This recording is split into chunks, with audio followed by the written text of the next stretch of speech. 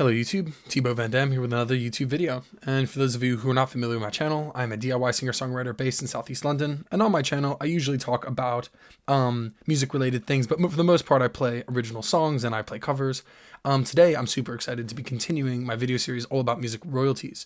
So as a DIY artist, a big part of what I do is I try to make a living from music. And it's a challenge. Most people that approach music recognize that it's a very difficult thing to do, but actually, as you become more informed about things like royalties, it becomes far more accessible. It doesn't seem like a huge mountain. Also, I think a big part of doing this whole thing and trying to make a living as a musician is putting things in perspective, deciding on what success is. And I think I got that from Ari Herstand's book, and one of the things he talks about is this idea that, if you lower your expectations from, being a multimillionaire musician, but to rather making a living or earning some of your living from music, I mean, that's a success.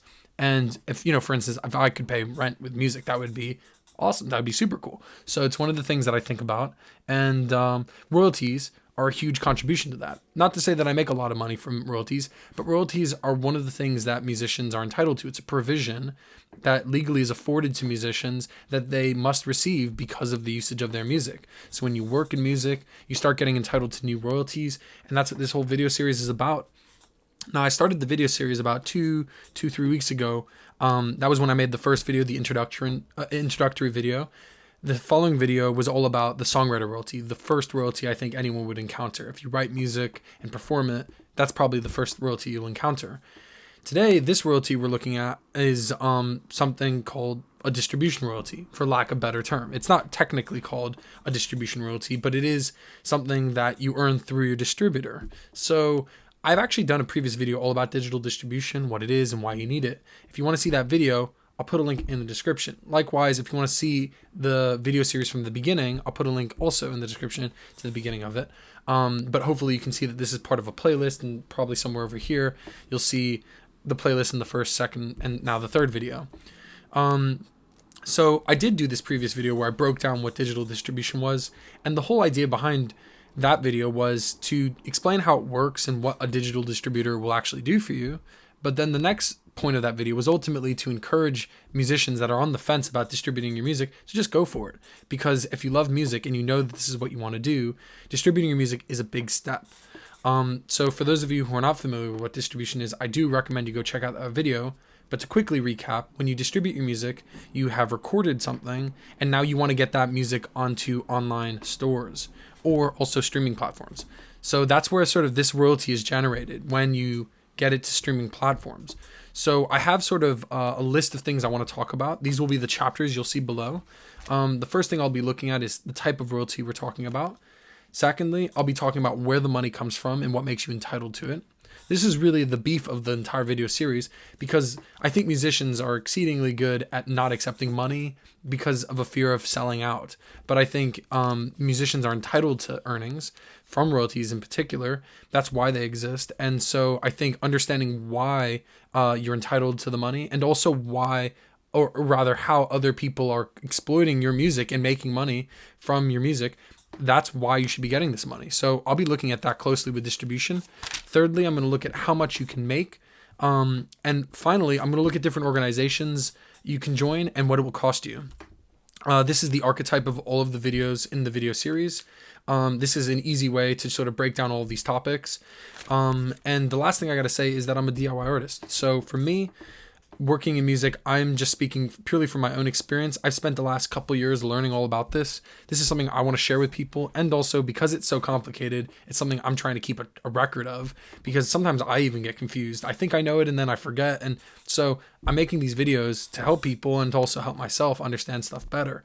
This all said, if you don't agree with some of my opinions, some of which I'll list at the end of this video, or if, for instance, I list incorrect information, please correct me. Please write something in the comments below. I'm looking to engage with people and learn more. So that all out of the way, let's go ahead and get started. So topic 1, the type of royalty we're looking at. So the type of royalty is not a distribution royalty. It's actually technically called a mechanical streaming royalty. So I'm going to give you a guess on as to where that comes from. The streaming royalty obviously comes from streaming. When you distribute your music ends up in digital stores and also streaming platforms. To quickly wrap up what happens with a digital store, if you put your music on to say iTunes doesn't charge for a subscription or anything like that. So how do they make their money? They take 30% of the album sale. You sell an album for $10, they take 3 of those $10. You walk away with 7. So it's important to remember that, because streaming, on the other hand, operates in a very different way. But the easiest way to break down what the mechanical streaming royalty is, it is essentially a fee that you need to be paid each time your music is used, specifically in a recorded format. So when you actually pay to make a recording, you become an exclusive copyright holder, which is a very awesome thing to say about yourself. You become this copyright holder, and now you can decide on a lot of things concerning what happens with the recording you now own. So in particular, mechanical streaming royalties derive traditionally from the mechanical royalty, which was first sort of invented for people that had recordings on records that were getting used on radio play. Radio was making money from the music, and so they needed to compensate artists. That was happening. And so that's the same. This idea is translated over into the modern world. Now people stream music. They got to be compensated for that. Except the only difference now is that people can choose what music they want to listen to on the server. It's not the same as, you're on the radio, you listen to what's happening. And that's actually a good distinction, because today there's also such things as passive streaming or non-interactive streaming, like Pandora. Pandora affords you a totally different royalty, which I will talk about in another video. So let's move to the next topic. Where does the money come from? What makes you entitled to it? So where does this money come from? And so where does it come from? So this is a good highlighting point that I always want to bring up. I think there are highlighting points about royalties that I'm just always going to be like, attention, this is a thing you'll see again. So attention, right now, with where the money comes from, it always comes from a service that's taking advantage of your thing. Now, we say taking advantage, it sounds bad, exploiting sounds bad, but really all they're doing is trying to make money with their business from what you do. So in this case, streaming platforms offer a service. They offer high quality music, lots of it, and also an interface by which people can interact with that music. So the last thing is very discretionary. It's down to actually the consumer. The consumer goes to Deezer and they say, I don't like the way it's organized. They go to Spotify, they say, oh, it's much better or whatever. That's the final piece de la resistance that they throw in for their consumers. But really, the heart of Spotify's business, the heart of Deezer's business is the music. If they had no music, they'd have no business. So now they're using your music to make money. So specifically, where does the money come from? Because if you ask this question, where does the money come from? Therein lies the entitlement. So Spotify, for instance, is making money in 2 main ways. Firstly, they're making money through advertising. So they're making people listen to advertisements. If you just go on Spotify web player or something like that, you will have an advertisement, 2 minutes of ads every 30 minutes, which isn't really different from a radio station, but you will be paying for that in some way or another, because that's what advertising is. They're trying to get you to buy their service, etc. The other main way is if you don't want to listen to ads, you pay for a subscription. £120 a year will mean you never listen to another ad again. But of course, £120 goes to Spotify. So we know where they're getting their money from. We know they're making money from this service they're offering. So you are basically entitled to this because you own the rights to that music. My first video all about digital distribution, the point was to emphasize how it's important to make yourself accessible, online. You have to be available where people want to listen to you. You can't be a recluse. You can't be a Luddite. You have to be available. That's a big point. So while it's beneficial to be on Spotify server, ultimately you're helping them make money. Then that's why they're able to say we have 100 million artists on our database. That's their selling point. So you're helping them. So they're making money from you. You need to be getting compensated for that. What I wrote about entitlement here is basically, in a nutshell, when you record music, you get a lot of rights to decide how that music gets used. So in a sense, you can decide which platforms can exploit it and which cannot. Therefore, they must pay you because they're capitalizing off of your creation.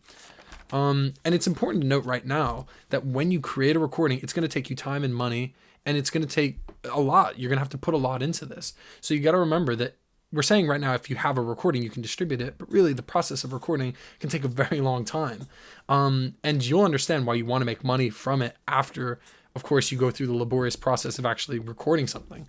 But how much should you be getting paid? How much can you make? This is sort of the third section we're looking at. So This is another highlighting point. Attention. Remember this. How much you make is, of course, always based on usage. So the more your music is listened to, the more you make. And if you are listening to less, you make less money. It's simple. This said, unfortunately, with digital distribution, with streaming platforms, there is no universal standard on how much you should be getting paid. But the bottom line is you get paid like an arcade machine. It's a pay-to-play thing. So every time someone wants to listen to your song, they're going to click play, and it's the same as them putting a quarter in, basically. Except, in this case, it's not a quarter, it's a fraction of a penny. So, to give you some cold hard figures right now, Spotify will give you 0.00437 of a dollar, or roughly that much, per stream. Deezer will give you 0.0064 of a dollar per stream, and Napster will give you almost 2 cents per stream. It's 0.019 of a dollar. So with Spotify and Deezer, you're getting about, basically a half of a penny. And with Napster, you're getting 2 cents per stream. Now, holistically, it's hard to determine how these services determine how much they're going to pay people. But the simplest way that I've considered it is based on exclusivity. So Tidal is a new streaming platform. It's considered to be one of the best only because of the quality or something like that. I don't personally use Tidal, so I can't vouch for that. But what I can say is that Tidal probably charges a lot more than someone like Deezer or Spotify. And so because of this, probably artists that are featured on Tidal end up making more money. Similarly, or rather in contrast, on YouTube, for instance, you don't need to be a member. You don't need to pay money. You can even have ad block and not even listen to the ads. So YouTube, unsurprisingly, pays some of the least for musicians that are featured on their website. So this is drawing up that question we ask again. Is it worth being on certain platforms? Some people think it's better to be exclusively available on Bandcamp, which you don't need to pay for distribution for.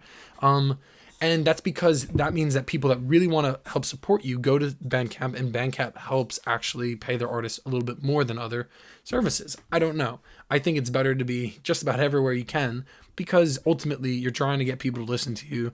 If you're not on YouTube, you're kind of missing out on a huge audience. That's kind of why they don't pay a lot. They have so many people that use it and they don't make as much proportionate money from that. So let's talk about organizations you can join and what it will cost you. So this is a touchy subject. Some people sort of have an argument about this. So I've written some bullet points down and I will list my opinion at the end of this, just in an effort to save time. Organizations. So there's a lot of organizations. They compete. Ultimately, when you decide to distribute your music, you are basically choosing a network provider. You're going to somebody and you're saying, I want you to get my music onto these platforms.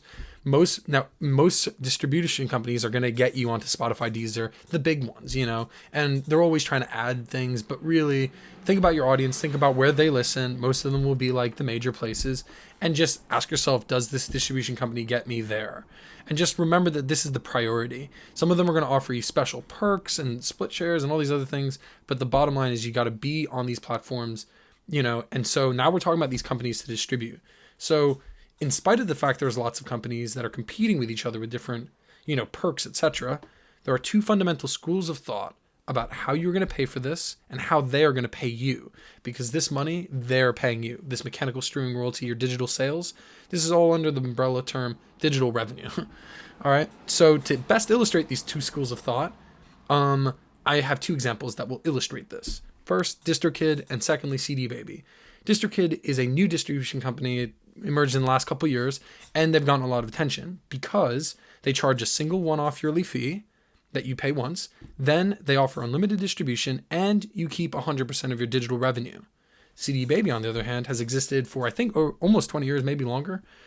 They charge on a per-release basis, so it's $10 per single or $30 an album. Then you pay per release, so that means that you don't pay a one-off fee. You pay every single time you want to release music. And finally, they don't let you keep 100% of your digital revenue. They take a 9% cut. So what does this all boil down to? Well, in a nutshell, this is my opinion. Digital revenue is earned because of your right to the usage of your recorded music. You are the exclusive copyright holder. You get this right because you actually fundamentally paid for this product. You own the recording because you paid for it, either with your own equipment that you used to make the music or buying studio time. Ultimately, if someone has not helped you pay for this recording in some way or another, I think that they shouldn't be touching any of your digital revenue. I think that that's insane, especially because 9% might not seem like a lot, but if you make $100,000, that's a lot more money. That's not just some yearly fee. Ultimately, this is like a phone plan. They're getting you onto the platform. Now, in CD Baby's defense, their argument is that they're incentivized. They take 9%, they are incentivized to get you listened to more. But ultimately, CD Baby is not a marketing team. They are not designed to help you get listened to. They're designed to get you onto streaming platforms. They have integrated things like they'll print out CDs and stuff for you. I think it's all a very premium service to work with a big dog that's been around for ages. That's ultimately what I think. And I think personally, DistroKid is much better bang for your buck. If you're an emerging artist, I don't think 36 or 20 bucks a year is all that much really, especially considering Spotify membership is 120 per year. So keep that in mind. That just about does it for this video. I'm so glad that I covered almost literally everything I wanted to say about this. It's a dense topic, as you can see. So that's my 2 cents on the matter, literally. If you have any feedback, any comments, any questions, anything like that, write something in the comments below. I'm looking to help. I'm looking to learn. And if you found this video interesting, helpful, please subscribe to my channel. It motivates me to make new videos. And of course, it will be the best way for you to stay up to date with my new videos coming out. So thanks so much for watching, and I'll see you at the next video. Ciao for now.